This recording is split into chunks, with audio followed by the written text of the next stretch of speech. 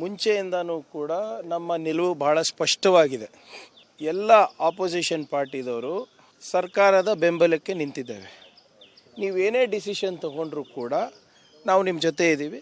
ದೇಶದ ಹಿತಾಸಕ್ತಿಗೋಸ್ಕರ ನೀವು ಏನೇ ನಿರ್ಣಯಗಳು ತೊಗೊಂಡ್ರೂ ಕೂಡ ನಾವು ಅದಕ್ಕೆ ಸಮರ್ಥನೆ ಮಾಡ್ತೀವಿ ಅಂತಲೇ ಹೇಳ್ತಾ ಇರೋದು.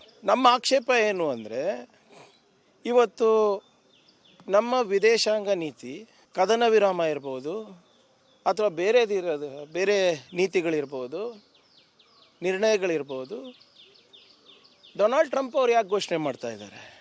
ಒಂದು ಸರಿ ಅಲ್ಲ, 6 ಸರಿ. ನಿನ್ನೆ ಸಾಯಂಕಾಲನೂ ಕೂಡ ಹೇಳಿದ್ದಾರೆ, ನನ್ನಿಂದ ಇದು ಕದನ ವಿರಾಮ ಆಗಿದೆ.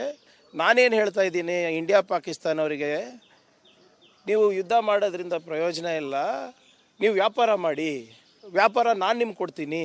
ಇದು ಬೆದರಿಕೆನೋ ಅಥವಾ ಆಮೇಶನೋ ಗೊತ್ತಾಗಬೇಕಲ್ಲ.